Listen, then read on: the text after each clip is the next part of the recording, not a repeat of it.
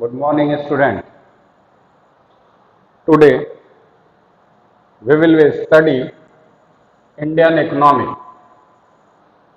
In this subject, we will study economic reform since 1991. Okay. What is economic reform? Economic reform किसे कहते हैं? तो in previous class हम लोगों ने आफ्टर इंडिपेंडेंस देखा था कि हमारी इकोनॉमी कैसे चल रही, हमारी इकोनॉमी के लिए कौन कौन सी पॉलिसीज लाई गई। क्लियर है? उसमें हमने 5 ईयर प्लान्स को भी देखा था, इंडस्ट्रियल पॉलिसी को भी देखा था। क्लियर है? तो हमारी जो भी इंडस्ट्रियल पॉलिसी बनाई गई, उस इंडस्ट्रियल पॉलिसी में क्या क्या पॉइंट्स थे?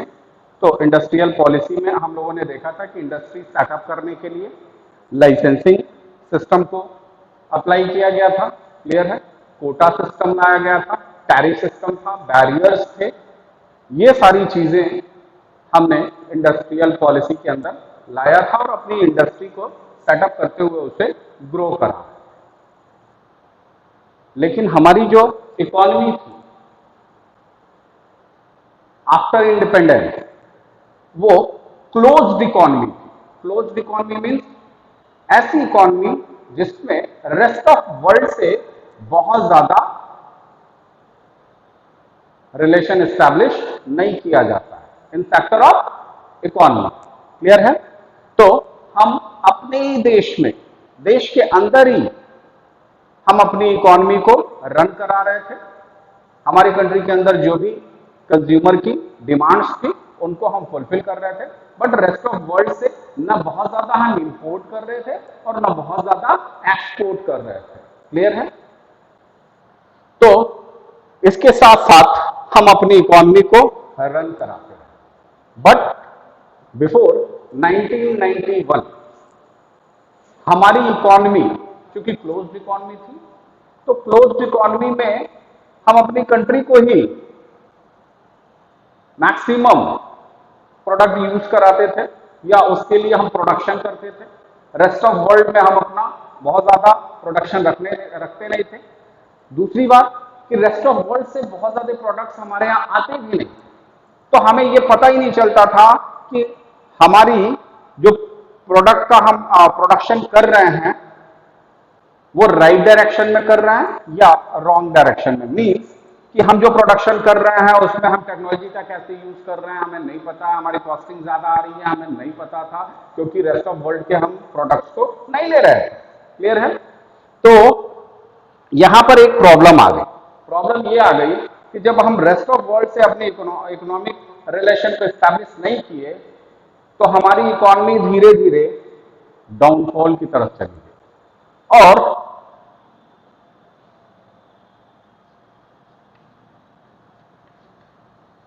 '89 में एक ऐसा सिचुएशन आया कि हमारी इकोनॉमी कोलैप्स होने लगी। क्यों कोलैप्स होने लगी? क्योंकि हमारे पास बहुत ज्यादा डिमांड नहीं था। जब डिमांड बहुत ज्यादा नहीं रहेगा तो हम एक सैचुरेशन लेवल में रहेंगे कि हम उतना ही प्रोडक्शन करेंगे जितना हमारी डिमांड होगी, और डेवलपमेंट के लिए, ग्रोथ के लिए ज्यादा से ज्यादा डिमांड की जरूरत होती है, और वो हमारे यहां था नहीं। रेस्ट ऑफ वर्ल्ड से हमने बहुत अच्छे अपने इकोनॉमिक रिलेशन रखे नहीं थे। क्यों? क्योंकि उनके ऊपर हमने टैरिफ बहुत ज्यादा लगा रखे थे, उनके लिए बैरियर्स बहुत ज्यादा लगा रखे थे। इसलिए रेस्ट ऑफ वर्ल्ड से भी भाई उनके प्रोडक्ट हम अपने यहाँ नहीं आने देते थे, तो वो हमारे प्रोडक्ट की डिमांड नहीं करते थे। तो एक कंडीशन ऐसी आ गई कि हमारी इकोनॉमी कोलैप्स होने लगी, और कोलैप्स होने की कंडीशन में ये कंडीशन आ गया कि हमारे पास जो फॉरेन रिजर्व होता है, यानी कि जो फॉरेन कंट्री से पैसा आता है वो डॉलर में आता है, क्योंकि डॉलर यूनिवर्सली तो नहीं कहेंगे बट वर्ल्ड का एक्सेप्टेबल करेंसी है। तो हमारे पास जो डॉलर अगर हम एक्सपोर्ट करेंगे तो फॉरेन कंट्री के लोग हमारे गुड्स को परचेज करेंगे और परचेज करने के बाद हमें डॉलर में पेमेंट करेंगे। जो डॉलर में पेमेंट करेंगे फिर वो हमारे यहाँ करेंसी रखी जाती है और वो हमारे यहाँ रिजर्व करेंसी बोली जाती है कि ये हमारे पास इतना डॉलर पड़ा हुआ है। इस डॉलर से फिर हम रेस्ट ऑफ वर्ल्ड से गुड्स एंड सर्विसेज को परचेज करते हैं, क्योंकि हमें अपने कंट्री को छोड़कर दूसरे कंट्री में जब भी हम कोई गुड्स एंड सर्विसेज परचेज करेंगे तो डॉलर में ही पेमेंट करना। क्लियर है? तो इस प्रकार हमारे पास 90s तक जो फॉरेन रिजर्व था वो बहुत कम था, और इतना कम था कि अगर उस फॉरेन रिजर्व को हम यूज करते तो सिर्फ हमारे पास 15 डेज का फॉरेन रिजर्व बचा था। यानी कि हमारी कंट्री 15 दिनों तक के लिए ही सिर्फ फॉरेन से फूड ग्रेन्स वगैरह इंपोर्ट कर सकती थी। फूड ग्रेन मतलब खाने के लिए ये जो भी weeds and rice and pulses etcetera etcetera होते हैं, इसको हम सिर्फ 15 दिनों तक ही, हमारे पास इतना ही फॉरेन रिजर्व था कि हम सिर्फ 15 डेज तक ही ये सारे फूड ग्रेन को परचेज करते, उसके बाद फिर हमें परचेज करने के लिए भी पैसा नहीं था। मीन्स हमारे यहाँ चूंकि ट्रेडिशनल फार्मिंग होती है, एग्रीकल्चर में हम लोगों ने देख लिया था, तो फार्मिंग में हमारी जो प्रोडक्टिविटी थी पर हेक्टेयर वो कम थी, तो उतना प्रोडक्शन भी नहीं होता था। हमने ग्रीन रेवोल्यूशन को यूज किया था, बट ग्रीन रेवोल्यूशन से कुछ ही सेक्टर्स में बूम आया, सारे सेक्टर्स में बूम नहीं आया। इसलिए एग्रीकल्चर का बहुत सारे ऐसे सेक्टर थे जो ग्रीन रेवोल्यूशन से अनटच्ड रहे, इसलिए उसमें बहुत ज्यादा रिफॉर्म नहीं आया, उसमें प्रोडक्टिविटी बहुत नहीं बढ़ी, बट वीट में बढ़ा था। तो सिर्फ हम रोटी खा के ही तो काम चलाएंगे नहीं, उसके साथ साथ बहुत सारे ऐसे एलाइड प्रोडक्ट्स होते हैं जिनसे प्रोडक्शन यूनिट को भी जरूरत होती है और हम रोजमर्रा की जिंदगी में खाने में भी यूज करते हैं। तो हमें अपने देश के पेट भरने के लिए फॉरेन से इंपोर्ट करना पड़ता था, और वो इंपोर्ट करने में सिर्फ हमारे पास 15 डेज का ही फॉरेन रिजर्व था। मतलब इतने दिन तक हम देश को फूड ग्रेन्स मंगा के दे सकते थे या और कोई चीज मंगा के दे सकते थे, उसके बाद फिर हम भूखे नंगे हो जाते। तो ये जब कंडीशन आई तो हमारे जो भी पॉलिसी मेकर थे, यानी कि गवर्नमेंट के हाथ पैर खड़े हो फूल गए, कान खड़े हो गए कि क्या किया जाए, क्योंकि अगर हमारी एक बार इकोनॉमी कोलैप्स हो गई तो फिर हमें कोई भी बचा नहीं सकता है। तो इसके लिए हमारी कंट्री में, ये आपके आगे की क्लास में पढ़ाया जाएगा, लेकिन यहाँ पे फॉर इंफॉर्मेशन के लिए मैं बता दे रहा हूं कि हमारी करेंसी को डीवैल्यूएट किया गया, हमारी करेंसी की वैल्यू को डाउन किया गया। डाउन करने से क्या होगा कि हमारी करेंसी सस्ती हो जाएगी। $1 में, $1 के बराबर हमारी करेंसी जैसे 100 रुपीज हो जाए, तो यानी कि कोई भी फॉरेनर यहाँ पे सिर्फ $1 देगा तो उसे 100 रुपीज के बराबर का इंडियन आइटम मिल जाएगा। तो उसमें होता क्या है कि जब हम डीवैल्यूएट करते हैं अपनी करेंसी को, तो फॉरेनर बहुत ज्यादा इंडियन गुड्स एंड सर्विसेज को इंपोर्ट करने लगते हैं, यानी कि हमारा एक्सपोर्ट बढ़ जाता है। तो हमने इस एम को लेकर अपनी करेंसी को डीवैल्यूएट करा, बट हमारा एक्सपोर्ट नहीं बढ़ा। जब एक्सपोर्ट नहीं बढ़ा और करेंसी की वैल्यू भी गिर गई, तो ऐसी कंडीशन आ गई कि अब हमारे यहां फाइनेंशियल इमरजेंसी लगाना पड़े, और हम वर्ल्ड के बहुत सारी जो इंस्टीट्यूट होती हैं जो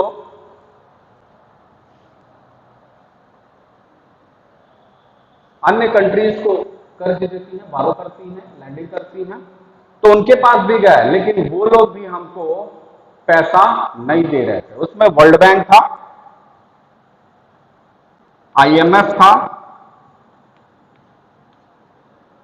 ये दो ऐसी इंटरनेशनल इंस्टीट्यूट हैं जो कंट्रीज को फंड प्रोवाइड कराती हैं, बहुत रेट पे।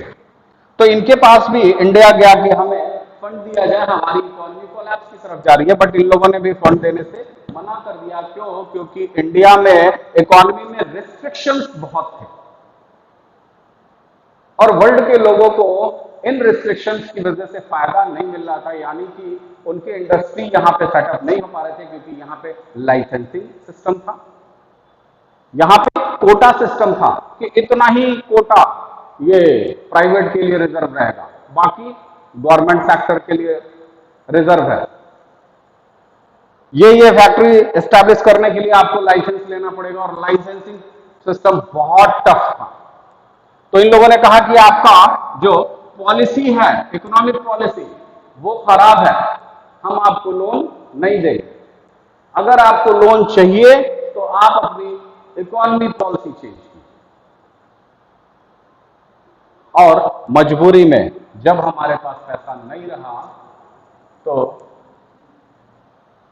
इंडिया ने, उस समय हमारे फाइनेंस मिनिस्टर मनमोहन सिंह थे, उन्होंने इनकी बात मानी और कहा कि ठीक है, हम अपनी इकोनॉमिक पॉलिसी में चेंजेस लाएंगे।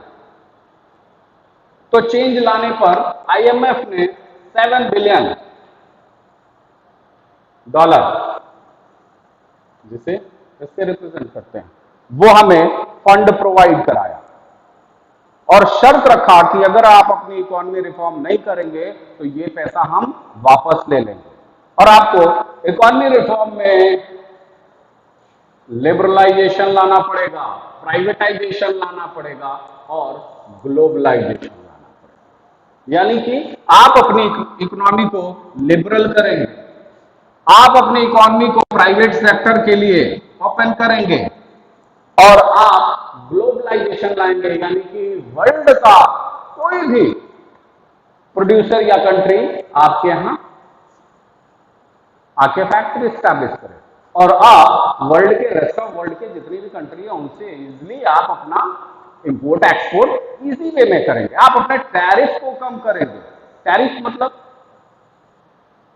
जब भी हम कोई गुड्स या सर्विसेज को फॉरेन से इंपोर्ट करते हैं, मंगाते हैं, तो फॉरेन कंट्री बल्क में प्रोडक्शन करती है, जिससे उनका उस पर्टिकुलर गुड्स की जो प्राइसिंग होती है वो कम होती है।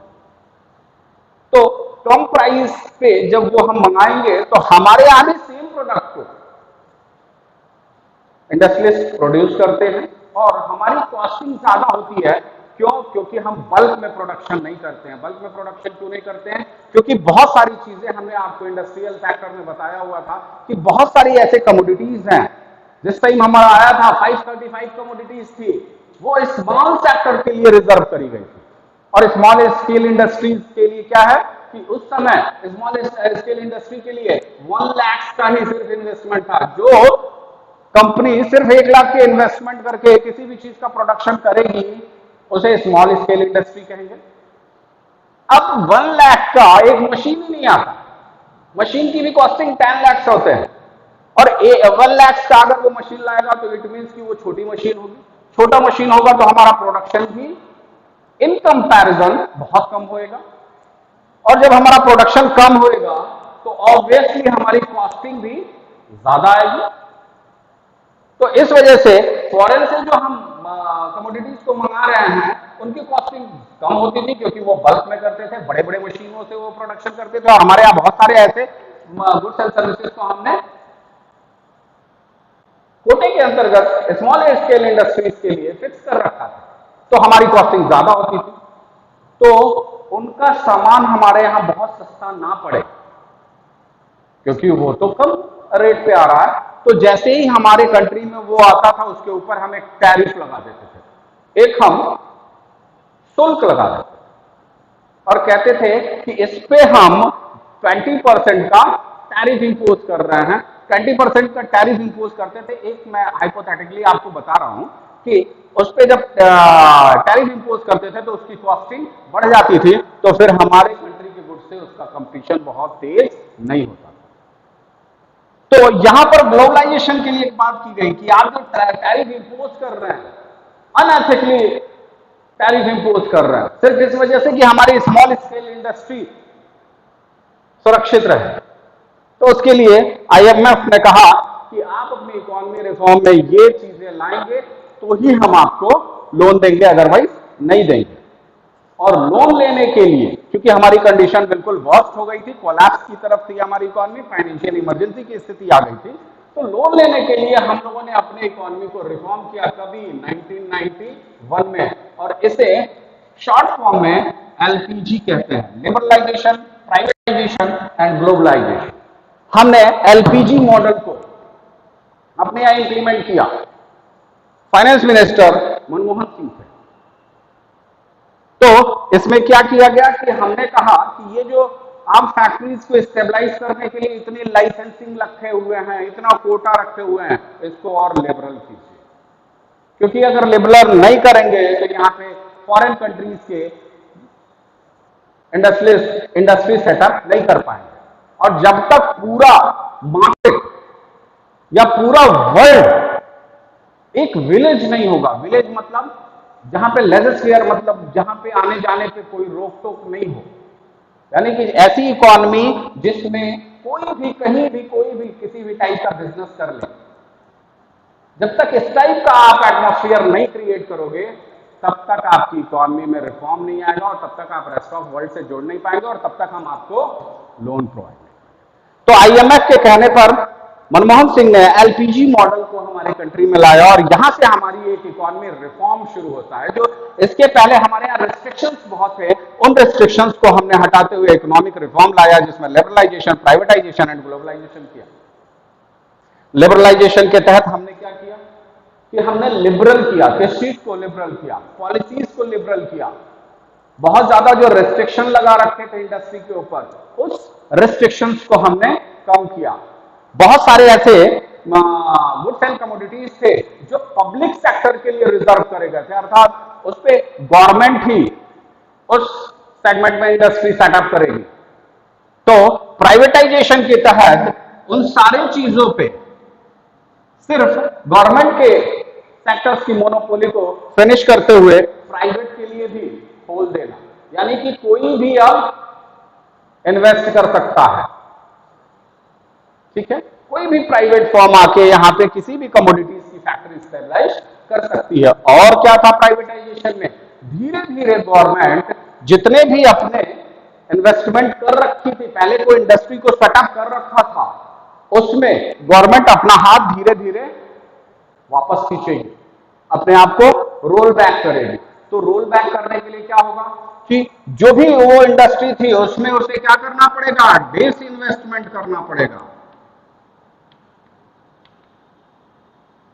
ठीक है, धीरे धीरे वो अपने इन्वेस्टमेंट को कम करेगी, डिसइन्वेस्टमेंट करेगी, और उसे प्राइवेट सेक्टर के लिए पूरी तरीके से खोल दिया जाएगा। और ग्लोबलाइजेशन में कोई भी किसी के ऊपर किसी भी टाइप की कोई रिस्ट्रिक्शन नहीं रहेगा। हमारी कंपनी रेस्ट ऑफ वर्ल्ड में जाकर बिजनेस कर सकती है, रेस्ट ऑफ वर्ल्ड की कंपनी इंडिया में आके बिजनेस कर सकती है। इसको ग्लोबलाइजेशन कहा। तो 1991 में हमारी इकोनॉमिक कंडीशन बिल्कुल रियून हो चुकी थी। उस रियून से हमें कम आउट करने के लिए आईएमएफ ने एक सजेशन दिया कि हम आपको लोन तभी देंगे, और वो भी $7 बिलियन का लोन था उस समय, क्योंकि हमारी स्थिति बिल्कुल खराब हो चुकी थी। तो उससे हम कम आउट करने के लिए हमने लिबरलाइजेशन, प्राइवेटाइजेशन और ग्लोबलाइजेशन को लाया। क्लियर है? तो जिसके तहत हमने अपनी इकोनॉमी पॉलिसी जो थी, इंडस्ट्री के लिए जो भी पॉलिसीज थी, उन पॉलिसी में हमने क्या किया, लिबरल किया उसे। जो पहले टफ था, लाइसेंसिंग था, उसे हमने शुरू किया।